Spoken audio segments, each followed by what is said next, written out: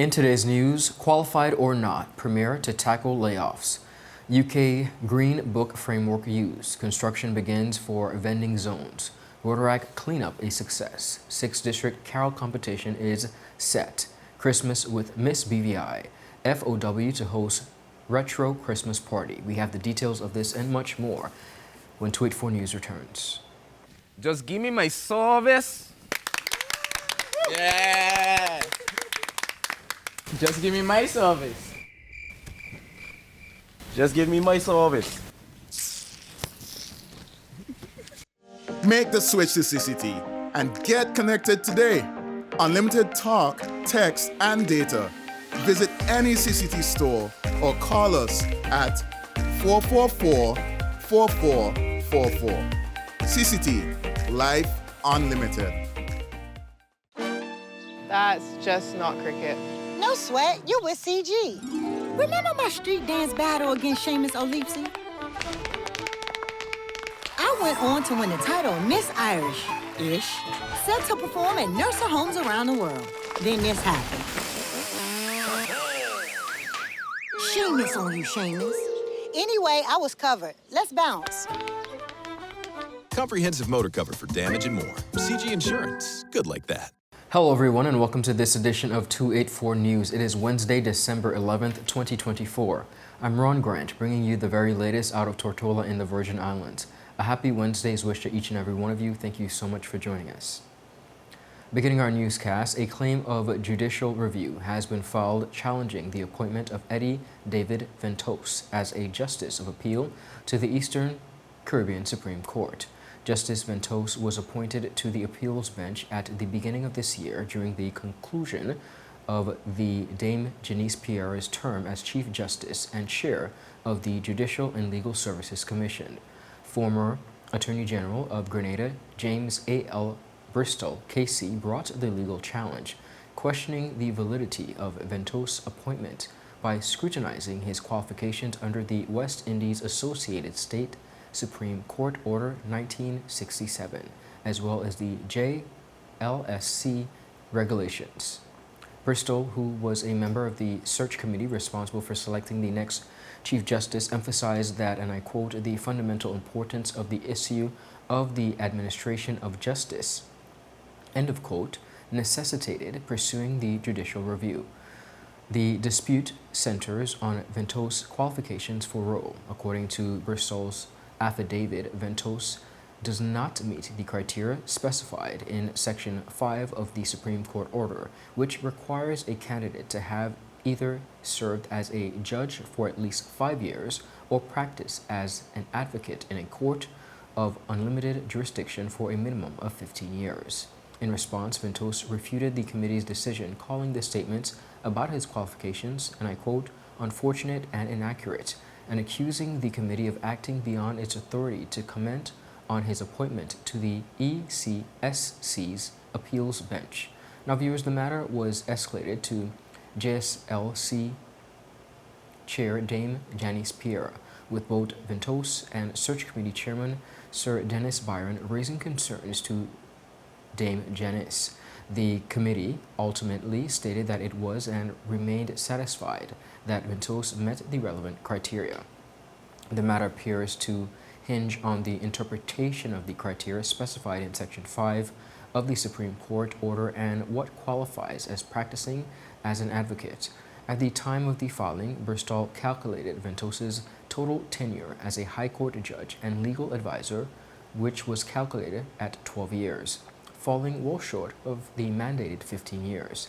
The judicial review seeks to squash Ventos' January 8, 2024 appointment, with the case possibly challenging the interpretation of professional qualifications for judicial appointments within the Eastern Caribbean Supreme Court system. Premier and Minister of Finance and Labor Minister Dr. the Honorable Natalia D. Wheatley has pledged to address, he says, reports of mass layoffs and relocation of financial services operations to cheaper jurisdictions. Speaking on the local radio program Talking Points, Premier Wheatley expressed his commitment to engaging with industry stakeholders to tackle, he says, the issue. During the program, co-hosts Violet Thomas Gall and Elvin Grant raised concerns about the trend and questioned what measures the government would take to prevent further instances. How do we stop it, one, and then two, when these redundancies or whatever are being floated, what is the proportion of BVI Lander Belonger to non-BVI Lander Belonger? Because to my mind, I don't know of many non-BVI Lander positions being made redundant. So is it that we only have work for a certain sector of people?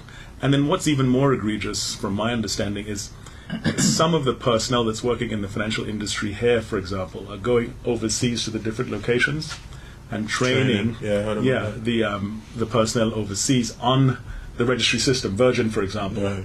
And I think within the Virgin user agreement, there is a requirement for it to be accessed by a BVI IP address. Right. So it really shouldn't be accessed overseas. I mean, there was a Virgin Lite, I think, that was created. There was a Virgin Lite that was created for persons to access overseas just to do good standings and things like that. So as you're now the subject minister, it's something that I think you need to pay attention to and figure out how we tackle it.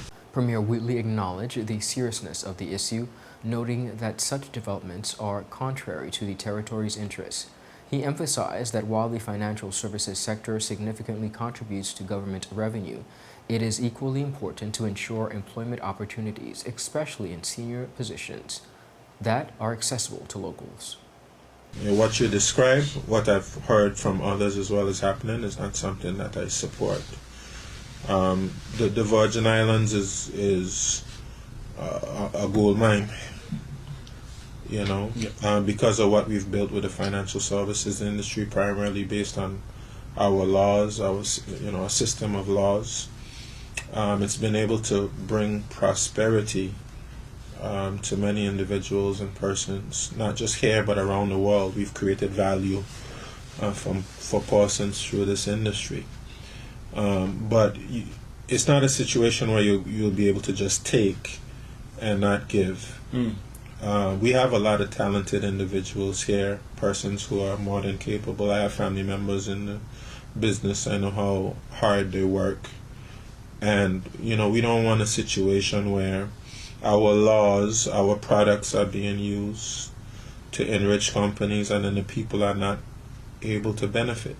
Now, we do get the benefit from the government revenue, but that's not enough. We want benefit of employment. Absolutely. As well, and employment in top positions. Right. Wherever our talent is able to take us, there shouldn't be any glass ceilings for us. Premier Wheatley outlined plans to hold discussions with financial services companies to clearly communicate the government's expectations and explore measures to address these challenges. I would like to have a conversation with the industry, let them know my expectations.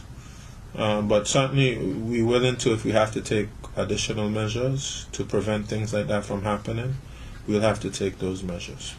The financial services sector is a cornerstone of the Virgin Islands economy, and the Premier and his comments signal a proactive approach to safeguarding local interest while maintaining the industry's global competitiveness. Up next, viewers, much more on the local scene. We'll be right back after a quick commercial break. Join us every Saturday at 7 o'clock p.m. and Sunday at 6 o'clock p.m. for exclusive live coverage of the 2024-2025 BVI National Football League.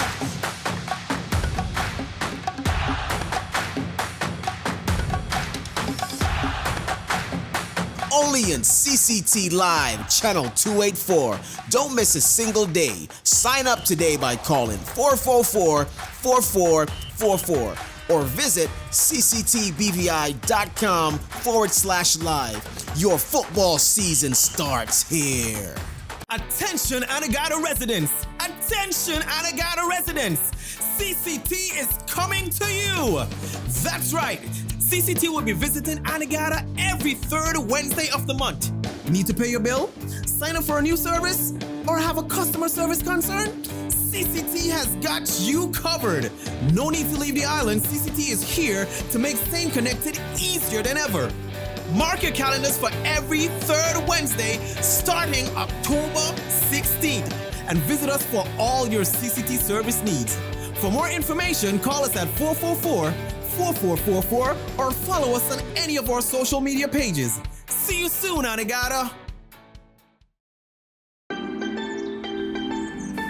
There are many ways to enjoy life, like so many ways to count on Popular.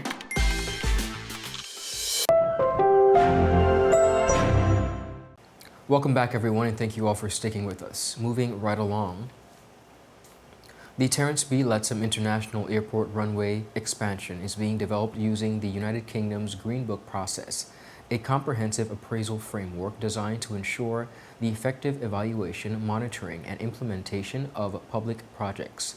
The Green Book, issued by HM Treasury, provides guidance on assessing policies, programs, and projects. It also includes methods for monitoring and evaluation before, during, as well as after implementation, and ensures public servants provide objective advice to decision makers. During a recent community meeting in Virgin Gorda, Permanent Secretary within the Ministry of Communications and Works, Mrs. Elvia Smith-Madura, explained that the renewed push to expand the runway followed the successful launch of the American Airlines inaugural flight to the Virgin Islands way back in 2023. Just to, by way of just kind of background, just to say that after we had the inaugural flight of American Airlines, the ministry was tasked with developing and extending the runway.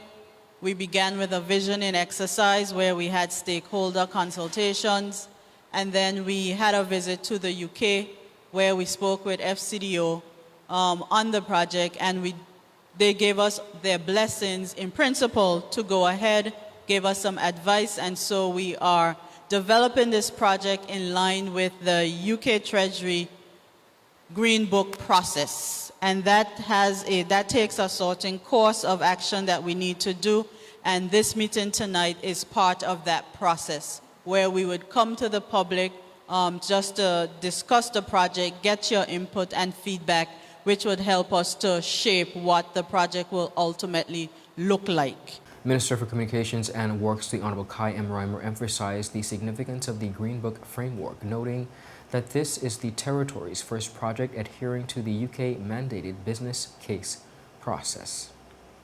What the BVI is not short of is these sort of meetings. This has been taking place for quite some time. This is nothing new. I think this started in 2012, and quite a lot of money has been expended in terms of plans, in terms of business cases, anything pertaining to the airport, EIAs, environmental impact assessments. But we have never done a Green Book business case, and this is what was mandated by the United Kingdom. And this business case is a 5-step business case that includes strategic, economic, financial, management, and economics, I think it is, or commercial, sorry. So we are here at this phase working towards achieving that aspect of our business case. Additionally, the airport expansion project is evaluating 3 main runways extension options. That is the first, 6,300 feet, which enables flights to and from Miami to Charlotte, North Carolina. The second, 6,500 feet, which allows direct connections to Atlanta, Georgia, and Washington, D.C., as well as the third, 7,000 feet, which accommodates flights as far as Toronto, Canada, and beyond. The government's adherence to the Green Book process ensures a structured and transparent approach to developing this vital infrastructure project. The runway expansion is anticipated to enhance connectivity, boost tourism, and support economic growth within the Virgin Islands. Further updating as follows: the project progresses through this appraisal stage progress, which we'll keep you updated on. The construction of the vending zone at Long Bay Beef Island has commenced, marking a very significant milestone in the Long Bay Beach Management Project. This initiative aims to balance environmental conservation with sustainable tourism as well as development. The project, which also includes environmental restoration, a public picnic area, and structured parking, is designed to protect the beach dome and enhance visitor experience. The contract for the vending zone construction was awarded to DE Property Development following an open, competitive bidding process and was signed in October as part of the government's beach management plan. Permanent Secretary within the Ministry of Environment, Natural Resources, as well as Climate Change, Dr. Ronald Smith Berkeley, confirmed that site clearing began on Friday, December 6th. The area previously covered with invasive neem trees is being cleared as part of the ongoing environmental restoration efforts. Native trees in the area will be preserved, they say, whether possible, and the construction process will be screened to minimize disruption to us beachgoers. The construction project, which includes environmental and social safeguards, is expected to take about 6 months to complete. Restoration activities will continue through December, focusing on removing the remaining invasive neem trees and near the eastern end of the beach close to the airport. Now, once cleared, over 130 native trees will be planted to enhance the habitat for birds and other wildlife. These efforts are being supported by a $133,000 grant from Unite BVI signed in October. The grant will fund several environmental and educational initiatives, including that of creation of a living outdoor classroom and laboratory for learning about beach zones, and of course the historic local figures, installation of interpretive and enforcement signage, and the production of public education and briefing videos on beach conservation and responsible yachting practices. The ROTARACT Club of Tortola recently conducted a targeted cleanup in Boggess Bay, Tortola, to address mosquito breeding sites. After research was conducted, the very dense residential areas was selected as focus. The initiative was in collaboration with Green VI and the Environmental Health Division. Now, ROTARACT representative Ms. Danielle Hodge spoke on the success of this initiative. The ROTARACT Club of Tortola kicked off their Disease Prevention and Treatment Month with an innovative community service project. The cleanup on Saturday proved to be quite successful as the turnout and impact exceeded our expectations. A total of 31 students from various schools participated, which was quite gratifying to say the least. The cleanup mainly occurred between both schools in the community, which were the Alexandrina Maduru Primary School and the Virgin Islands School of Technical Studies. Approximately 30 bags of recyclables and 16 bags of waste were collected. Alongside cleaning up mosquito breeding debris, mosquito breeding sites were also identified for treatment during this time. Green VI had their vector control team on site, whom were mainly responsible for treating and identified breeding areas to prevent excess breeding of mosquito larvae. It was also a pleasure to have Representative Mr. Marlon Thomas from the Department of Environmental Health on site, whom provided much information as it pertained to ways in which persons can reduce breeding sites near their homes. Persons are reminded to do their part, and once again, we'd like to thank everyone who made this event a success and stay posted for the next community we will be tackling. Up next, everyone, more local news. We'll be right back after a quick commercial break. Yo, everything good there? Aye. This thing got me one way, daddy. What you mean? Ever since I hook up with this thing, can't eat, I can't sleep. This is the first thing I touch it when I reach home. What you really? Hey, this ain't like you know. Dad, this thing got me staying home, keeping out of trouble me. Wow. What your name is? She? I talking about my CCT life. Don't worry about missing your favorite series, sports, news, and local programming. Come to CCT today and sign up for CCT Live to access over 80 channels. CCT Live. Bring it home. 1 month free trial turn into 5. 5 months turn into, well, you know I huff. I watching ball. I even watching football. Dad, Nickelodeon, Paw Patrol. I am hooked. Hook, I tell you.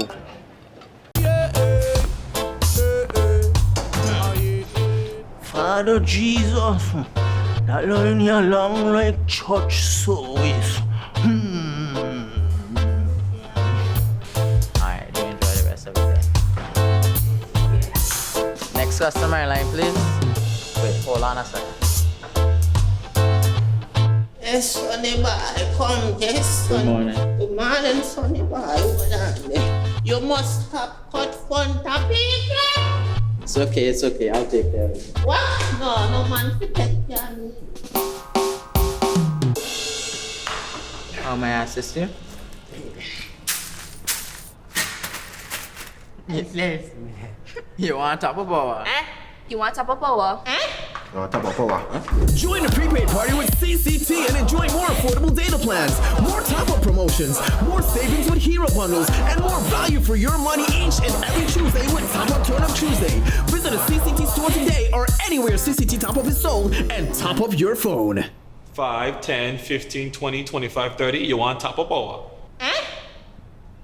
Welcome back, everyone, and thank you so much for sticking with us. Moving right along as we approach the holiday season, representative for the 6th Electoral District, the Honorable Myron V. Walwin, will be hosting a carol competition for his constituents on Thursday, December 19th, with a grand prize of $2,000. The event is geared at bringing together residents of District 6 while showcasing the very rich Christmas culture in the BVI. Ms. Dorinda Ham, representative for the Residents for a Better District 6 Committee, spoke on the initiative. Well, it's really Honorable Walwin wanted to bring back Christmas cheer into the district. Okay. We have recognized that a lot of the traditions have gone on the wayside. So this is an activity wanting to bring families and community back together to celebrate Christmas and where it used to be. Ms. Ham took time to share information relating to the competition as well as guidelines. Okay, so the eligibility for the competition is you must be a resident of District 6. Okay. That is one of the criteria. You can be a solo registrant, or you can be in a group of 2 or 6. If you are in a group of 2, both persons must be a resident of District 6, and if you're in a group of 6, 4 out of those persons must be residents of District 6. Okay, wonderful. Now, tell us about registration as well. Registration, you can call the district office at 540-0802, or you can email us at abetterdistrict6@gmail.com. Wonderful. And is there a registration deadline? The 15th of December is the deadline. That is Sunday. So we're asking persons to get their groups together and call or email us, and we'll get the information. When you do call, we would need the name of the song so that we can have that cued, so that you can have some sort of instrumental the day of the performance. So the name of the song and the persons that are in the group or not in the group, if it's a solo. She also stated the criteria as well as judging panel. The date is the 19th, Thursday, next week, Thursday, the 19th. It's going to start at 7 p.m. sharp, and it's going to be right in front of the district office where the old Stonehaven restaurant used to be. Wonderful. Now, apart from the actual competition, let's talk about the judging criteria, and I believe there's going to be a sing-off. So tell us about that aspect. Yes, there will be. So the judging criteria is going to be judged based on vocal performance, which carries a weight of 50%. Creativity and originality. We want to see those original creativity, you know, going through the carol. Beautiful. You just don't have to sing it the old traditional way. You can give it your little own flair. Okay. That is 30%. And the presentation and stage presence is 20%. Amazing. And tell us about the judges. What can we expect from? We would have 5 judges, and it would be musically inclined individuals throughout, well, not in the district, so throughout the territory. So we don't want it to be anyone feel like it's a bias judging. So the judges are not from District 6. Excellent. And I know the 6th District itself has quite a variety of residents, like the Spanish community. How are we catering to those persons? There will be someone on the panel that will be Spanish inclined. Awesome. Ham provided further details about the event and encouraged persons to come out and participate. I would like to take the time to welcome everyone from District 6 or the territory, the wider community, to come out and participate.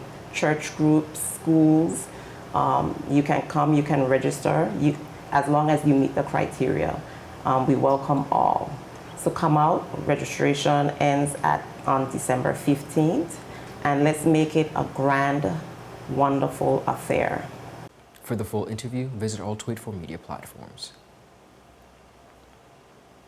Miss BVI 2024 Adesiat Adonis is inviting students across the British Virgin Islands to showcase their artistic talents through a festive Christmas card decoration competition. The contest, open to all students, challenges participants to create original artwork under one of the 5 creative themes: BVI Christmas traditions under the Sea Christmas, Santa's Island Vacation, Eco-Friendly Christmas, or Winter Wonderland in the Tropics. Entries must be submitted electronically to aadonis.missbvi@gmail.com by December 9th, 2024. Participants are required to include their name, age, school, and contact information, as well as on the back of the submission. Generous local sponsors have contributed an impressive array of prizes for both primary and secondary school students. Primary school winners will receive gift certificates from Island Services, iSmart, and CCT, along with an instructional session by She Nailed It by Shireen. Secondary school students have opportunities to win photo shoots from Captured Photography and Jam Photography, a full set of acrylic nails from She Nailed It by Shireen, and an ATV island tour from Salt Life Adventures Sports. Judges will evaluate entries based on creativity, originality, theme, adherence, and artistic impression. All submissions will be displayed at the Creative Waves Arts Gallery and featured in Tweet4 Media's article, as well as winners announced on January 10th, 2024. Local businesses interested in supporting students and their creativity are encouraged to contact the organizers at aadonis.missbvi@gmail.com. The Filipino Overseas Workers Organization in the British Virgin Islands is hosting its Christmas party with a twist this year in hopes of connecting the Filipino overseas workers within the BVI around the Christmas season. President of the Filipino Overseas Workers Organization, Mrs. Joanna Gaskin, spoke on the upcoming event this Saturday at Pearl of the Orient restaurant. The theme is 70s, 80s retro Christmas party. Yes, I'm excited, Brother Ron, and a lot of Filipinos. Well, I mean, it's open to everybody. Okay. So I'm inviting you to. Okay. If you're going to make it in the whole team. So we're going to be, Saturday, we're going to have an annual Christmas party, and this time our theme is retro party, 70s and 80s. So we're going to have some Filipino dish. You know, it's a potluck. Okay. Now we're going to have a gift exchange. Lots of games. Yeah, parlor games. Singing contest, dance contest. Yeah. Excellent, Yes. excellent. Well, how important is it for you, Joanna and Janice, to just be able to have that camaraderie amongst yourself? Because you mentioned something very pivotal, that persons are traveling from very far with little to no family in some cases. What does that mean for the organization? The organization is the home away from home, away from home for our migrants, for the OFW BVI. Additionally, President Gaskin encouraged residents to embrace and support a happy and healthy holiday season of respect and love for all ethnicities. For the full interview, visit all Tweet4 media platforms. Let us continue to love one another, respect whatever culture, you know, whatever gender, because we embrace everybody, Ron, and we respect everybody, no matter what, whoever they are. Understood. What color, you know, and it's just a matter of, you know, sometimes just an approach a kind approach. How are you doing today? Understood. You don't need to be harsh on people. Viewers, that is it for today's news roundup. Be sure to follow us for your daily news updates at tweet4media.com. Follow us on our WhatsApp channel for daily updates. We're also available on Facebook, Tweet4 Media, and Tweet4 BVI, on Instagram and X, formerly Twitter. I'm Ron Grant. Do have a safe and enjoyable evening. A happy Wednesday's wish to each and every one of you. Goodbye.